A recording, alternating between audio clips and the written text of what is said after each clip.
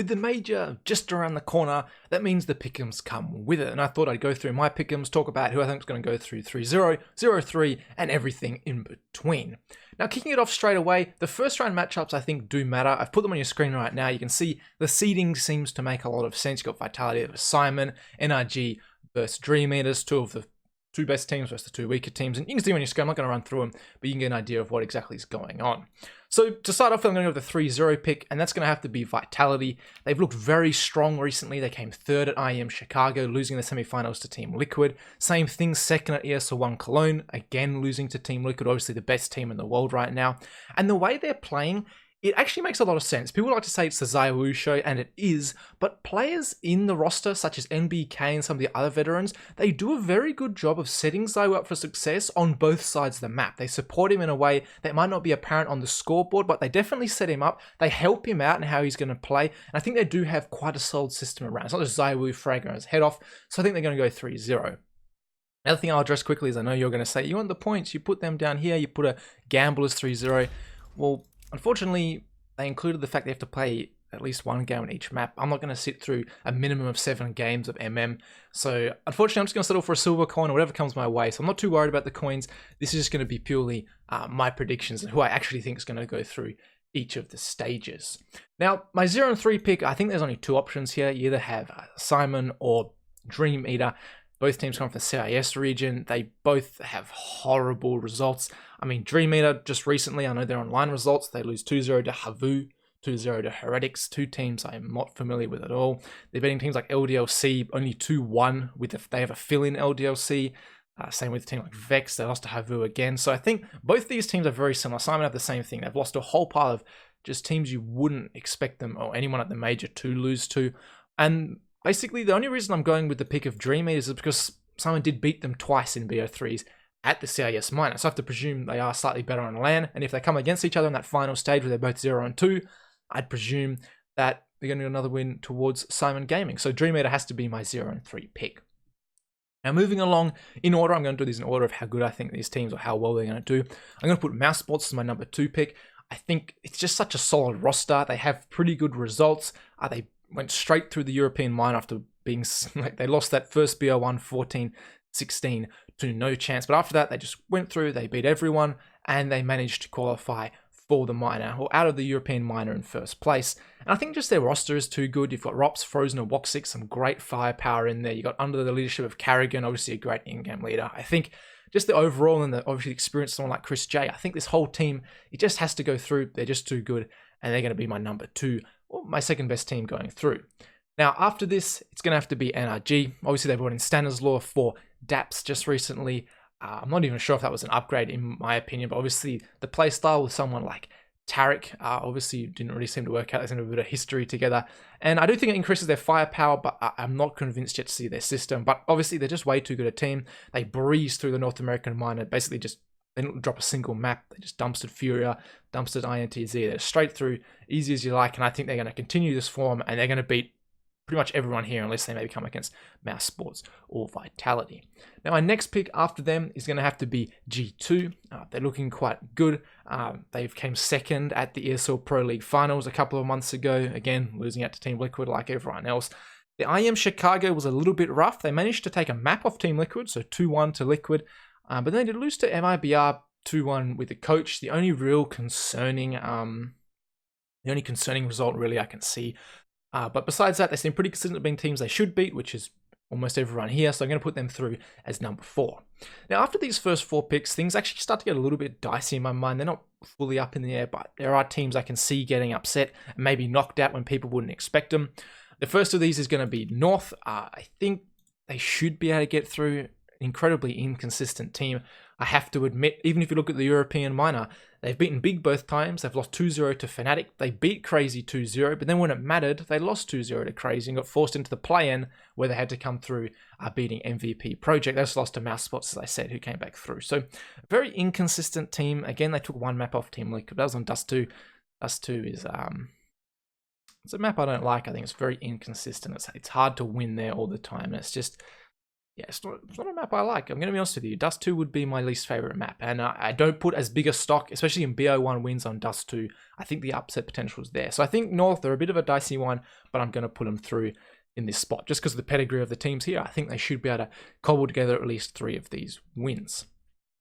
Now, next on this list is going to probably be who you expect is maybe a little bit higher, and that's Furia. Now, I have a few thoughts on Furia, which are... with how they play. I think they have this very aggressive style, which is very entertaining to watch. And I understand why they've gathered a lot of fan base.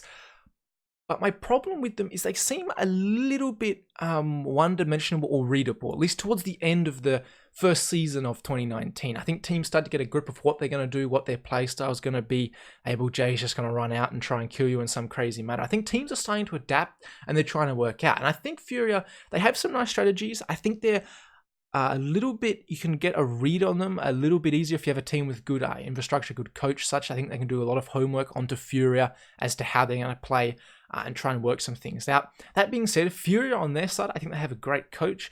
I think they have the ability to really adapt their game and bring it to the next level. And if they haven't just been resting for this entire player break, they've been working hard somewhat, trying to get their strat book up to date, trying to bring something new to this major, maybe not just go for the all-out aggression a lot of the time. I think they have the firepower, all these incredibly talented players, where they can probably end up even above G2, maybe slot them in here in between these two players. But I haven't seen that yet, and I hope they bring it because they're an incredibly interesting team to watch. I think they have great individual players, but from what I saw towards the end of the season, they started to drop off a little bit, and I think that was why NRG and stuff had beat them so easily, is because they can get a read. NRG obviously have Imapet and stuff. They can get a read on it and work out exactly what Furia is doing. So I hope I'm wrong about this. I hope Furia actually do a lot better because, as I said, they're very entertaining, but I'm not fully convinced that they're not just going to get fully anti-strated by some of these teams up here and could struggle a little bit in some of these games you might expect them to win.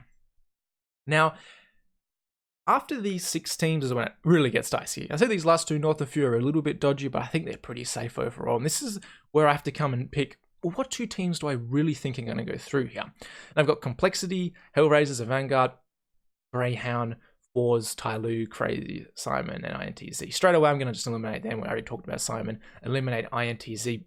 Not a team I rate very highly. Crazier possible. Tyloo and Greyhound, the 2 teams coming out from the Asian minor. Obviously, being from Australia myself, I did watch this game.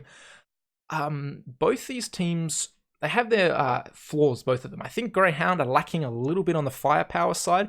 However, they look quite decent as a team unit most of the time. That's why they were able to beat Tyloo in close fashion on that training game or in that BO3. Is Tyloo, their communication seems to be off. How they're playing as a unit doesn't seem to be. They're not all on one page. Is probably the best way to put it. So Tyloo look very. I'm not convinced about them, to be honest. Greyhound, I think they're going to lack a little bit of firepower.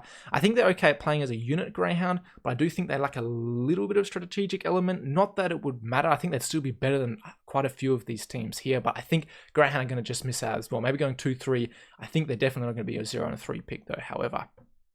So that leaves me with all these teams down here. They've been eliminated except Crazy. And leaves me with these 3 here. Vanguard, I just don't want to see them. Boring team to watch. I think teams get a read of them. Jame and such. I mean, they're baiting memes. There's a bit of truth behind them.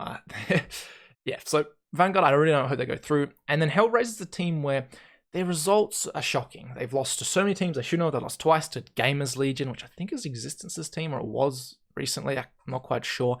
But look at the roster. They have Izza, Oscar, Angel as the RGL, I still presume. And even with just those 3, you think Oscar and Izza are 2 incredibly talented players who should be able to just bang out a lot of these teams like Gamers Legion, whoever they're going to lose to. However, they just keep losing over and over again, so I can't put much faith behind them, despite the names on the roster making me want to pick them. So all this said, leaves me with Complexity, and they're actually going to be my pick here.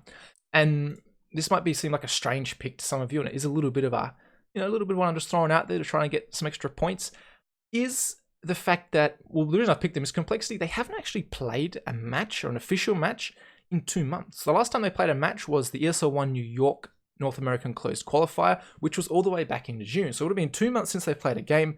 I think Ricky had visa problems up until pretty recently before that as well. So look, I'm not sure about complexity, but I think with the 2 months off, there's going to be very little for any team to go off as to exactly what complexity you're going to turn up with. So I think they might have this surprise factor. I think they're going to be working very hard. I think they've got Wardell as their coach behind them. I think Def as well works pretty hard as well. So I think they're going to have a nice strat book as well as some of the younger talents such as Obo coming through. And hopefully, I think they can surprise a few people and come through this stage with, yeah, as I said, the surprise element. And that leaves my last pick.